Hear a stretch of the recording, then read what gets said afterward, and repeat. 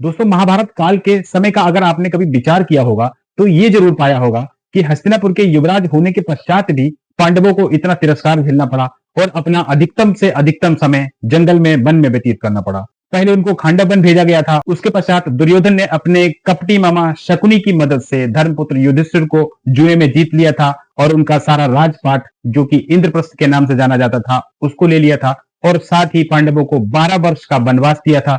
इसके बाद में 13वां वर्ष और था, जिसको कि अज्ञातवास के रूप में जाना जाता था। उस अज्ञातवास की कंडीशन ये थी कि अगर उस 13वें वर्ष में अगर आपको किसी ने देख लिया, तो पुनः फिर आपको 12 वर्ष का वनवास झेलना पड़ेगा। उधर दूसरी तरफ देखा जाए तो कुछ कैरेक्टर ऐसे थे जिनका हस्तिनापुर के राज से किसी प्रकार का कोई डायरेक्ट कनेक्शन लेना देना नहीं था। ना ही वो वहां के खून थे, ना ही वहां की वो वंशज थे। उसके पश्चात भी उनको हस्तिनापुर में एक युवराज का दर्जा दिया गया और उन्होंने अपना पूरा जीवन लगभग हस्तिनापुर के राज्य में व्यतीत किया। इन नामों में से बहुत चर्चित दो नाम मैं यहाँ पे लेना चाहूंगा। एक थे जिनको कि राधे कर्ण के नाम से जाना जाता है और दूसरा था शकुनी, जो कि राजा सुबल का पुत्र था, गांधारी का भाई था। अब अगर कर्ण की बात करें तो इस समय समाज में एक अवधारणा बड़ी ही प्रचलित है। कर्ण का नाम सुनते ही हर आदमी के दिमाग में बड़ी ही सिंपैथी की भावना आती है। उसके मन में यही विचार आता है कि पूरे जीवन कर्ण को हमेशा तिरस्कार की ही दृष्टि से देखा गया, उसको हर जगह से सूत पुत्र कह के ही अपमानित किया गया। अब यहाँ पे प्रश्न ये है कि सूत पुत्र कहने पर आखिर कर्ण को चिड़न इतनी क्यों होती थी? जबकि दूसरी तरफ अगर हम विदुर की बात करें तो विदुर को भी तो सूत पुत्र कहा जाता था, उन्हें तो कोई दिक्कत नहीं होती थी। कर्ण ही सूत पुत्र कहने पर क्यों चिढ़ता था? बहुत सारे लोग ये तर्क देते हैं कि सूर्य पुत्र होने के पश्चात भी कर्ण को सूत पुत्र कहा गया। बहुत सारे लोगों का मत ये भी है कि कुंती ने उसके जन्म समय ही उसको त्याग दिया था। तो इसका मतलब तो यह हुआ कि जिसको जिसको अपने पिता या अपनी माता के द्वारा त्यागा गया, उनको सबको अधर्म का साथ ही देना चाहिए था। भगवान श्री कृष्ण का जब जन्म हुआ तो उसी समय उनको, नवजात शिशु जब वो थे, उसी समय उनको दूसरी जगह पहुंचा दिया गया था। माता कुंती की अगर बात करें तो माता कुंती के पिता ने भी अपने फुफेरे भाई कुंती भोज को माता कुंती को दे दिया था, जिस समय उनका नाम प्रथा था।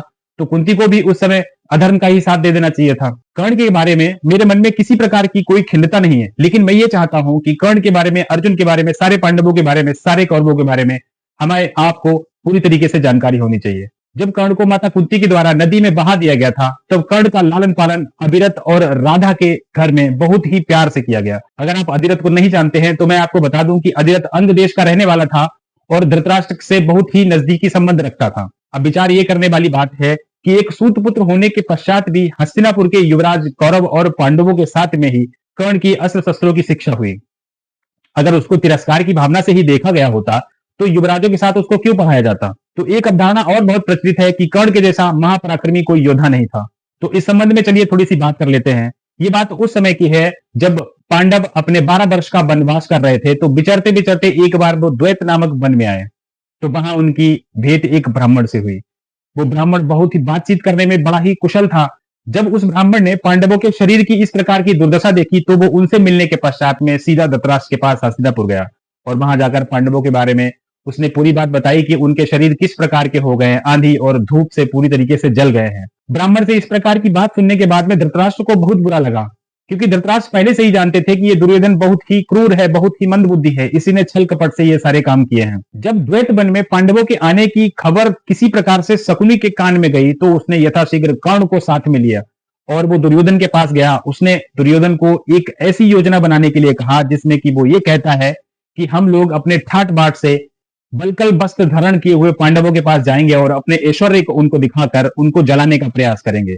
अब देखिए, यहाँ पर इस प्रकार की बातें चल रही हैं। यहाँ पर भी कर्ण था, जबकि कर्ण को बड़ा ही धार्मिक बोला जाता है। पांडवों के खिलाफ किए गए हर प्रकार के प्रपंच के पीछे कर्ण का भी हाथ था। जब दुर्योधन ने अपने पिता धृतराष्ट्र के सामने द्वैत वन में जाने की इच्छा जताई तो धृतराष्ट्र ने एक सेकंड में ही समझ लिया कि तुम लोग वहां क्यों जाना चाहते हो। तो उस समय धृतराष्ट्र ने क्या कहा है, ये मेरे शब्द नहीं है, ये महाभारत से लिए गए शब्द हैं, बहुत ध्यान से सुनने की जरूरत है। धृतराष्ट्र ने कर्ण से कहा कि जो तुम इस समय राज्य के लोभ में पूरी तरीके से मदमत हाथी की तरह से घूम रहे हो, तुम किसी भी प्रकार से अर्जुन का सामना नहीं कर सकते। और धृतराष्ट्र आगे कहते हैं कि अर्जुन ने जब अस्त्र शस्त्र हासिल नहीं किए थे उससे पहले ही उसने पूरी दुनिया को जीत लिया था। अब तो वह साक्षात भगवान शंकर से पशुपतास्त्र पा चुका है, इंद्रदेव से वो सारे के सारे अस्त्र शस्त्र पा चुका है। अब तो तुम्हारा उसके सामने एक मिनट भी टिकना संभव नहीं होगा। तो ये बड़बोले बोलने की आवश्यकता नहीं है, तुम लोगों को वहां आ जाने की कोई भी जरूरत नहीं है। जब धृतराष्ट्र के द्वारा सीधा सीधा इन लोगों को जाने के लिए मना कर दिया जाता है, तब बीच में फिर शकुनी आता है। शकुनी कहता है कि महाराज, हम लोग वहां पर पांडवों को किसी प्रकार से छेड़ने के उद्देश्य से नहीं जा रहे हैं। इस समय हमारे ग्वाले हमारी गांवों को लेकर द्वैत वन में आए हैं, तो उनकी गणना के लिए हम लोग जाना चाहते हैं। इसके बाद में भी धृतराष्ट्र इन लोगों को मना करते हैं कि तुम लोग वहां पर मत जाओ, वहां पर किसी विश्वास पात्र को भेजकर गांव की जो जो गायें थी उनकी गणना करवा लो, तुम इनको जाने की क्या जरूरत है। दुर्योधन के बार बार आग्रह करने पर धृतराष्ट्र उनको वहां जाने की आज्ञा दे देते हैं। अब दुर्योधन के मन में तो बस वही चल रहा है कि मैं वहां जाकर अपना ऐश्वर्य दिखाऊंगा, और वही यही आशा करते हुए द्वैत वन पहुंच जाता है। द्वैत वन में पहुंचने के बाद में दुर्योधन अपने कुछ सेनापतियों को उस सरोवर पर भेजता है जहां पर युधिष्ठिर एक दिन में खत्म होने वाला यज्ञ किया करते थे, जिसको राजश्री यज्ञ कहा जाता था। अब दुर्भाग्य की बात है कि जिस सरोवर में दुर्योधन जल क्रीड़ा करना चाहता था, उसी स्थान पर गंधर्वराज चित्रसेन पहले से ही आके बैठे होते हैं और उनके सेनापतियों के द्वारा सरोवर में उनके जल क्रीड़ा की व्यवस्था की जा रही होती है। कि उसी समय दुर्योधन के कुछ सेनापति उस स्थान पर पहुंचते हैं तो गंधर्वों के द्वारा वो रोके जाते हैं। तब वो गंधर्वों से कुछ इस प्रकार से कहते हैं कि मैं महाबली दुर्योधन का सेनापति हूं और हमारे महाराज इस समय इस सरोवर में जल क्रीड़ा करना चाहते हैं, अतः तुम लोग जितनी जल्दी हो सके यहां से चले जाओ। दुर्योधन के सेनापतियों की इस प्रकार की बात सुनकर गंधर्वों को बड़ी हंसी आती है। गंधर्व कहते हैं कि तुम्हारा राजा बड़ा मूर्ख है, उससे जाकर कहो कि गंधर्व राज चित्रसेन इस समय जल क्रीड़ा करने के लिए तैयार हैं। और गंधर्व सेनापतियों से कहते हैं कि अपने राजा से जाकर कहो कि अगर अपनी प्राणों की रक्षा चाहते हो तो यथाशीघ्र यहां से चले जाओ। जब दुर्योधन के सेनापति दुर्योधन को इस प्रकार की बात बताते हैं तो दुर्योधन ये सुनकर बिल्कुल आग बबूला हो जाता है। वो तुरंत अपनी सेना को आदेश दे देता है कि जाके गंधर्वों से युद्ध करो। दुर्योधन की पूरी सेना गंधर्वों पर टूट पड़ती है। अब चूंकि समस्या उस समय ये थी कि गंधर्व युद्ध के हिसाब से वहां पर नहीं आए थे।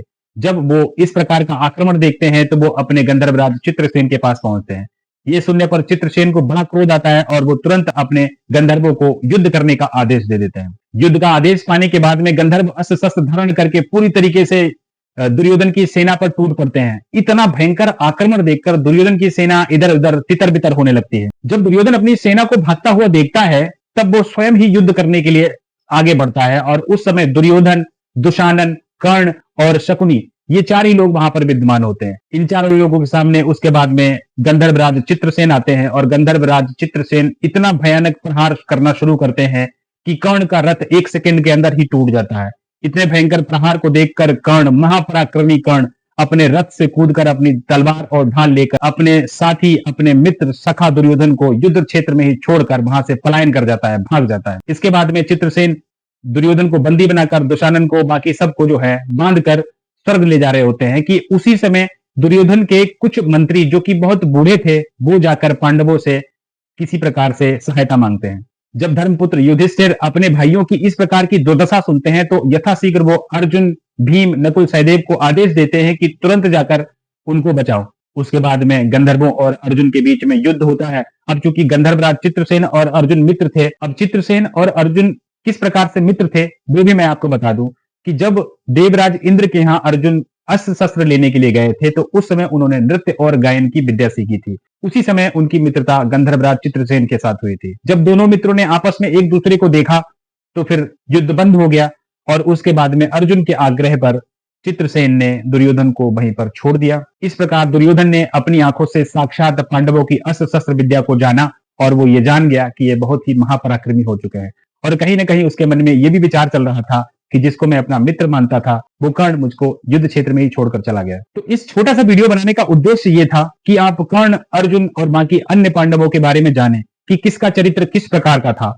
अनर्गल बात करके किसी को हीरो बनाने की कोई आवश्यकता नहीं है और जिन लोगों ने इसको हीरो बनाया है वो सिर्फ फिक्शंस में ही बनाया है। हमारे राष्ट्र कवि थे जिनके द्वारा रश्मिरथी को लिखा गया, उसमें सिर्फ अंगराज कर्ण को ही हीरो के रूप में दर्शाया गया था। मेरा निवेदन आप लोगों से यह है कि अपने पौराणिक धर्म शास्त्रों को पढ़ें और सबके जो जो चरित्र है उनके बारे में सही जानकारी प्राप्त करें। तो ये था आज का छोटा सा एक वीडियो। उम्मीद करता हूं आप लोगों को पसंद आया होगा। अगर वीडियो अच्छा लगा हो तो प्लीज हमारे वीडियो को लाइक करें, चैनल को सब्सक्राइब करें। अपना कीमती समय देने के लिए बहुत बहुत धन्यवाद।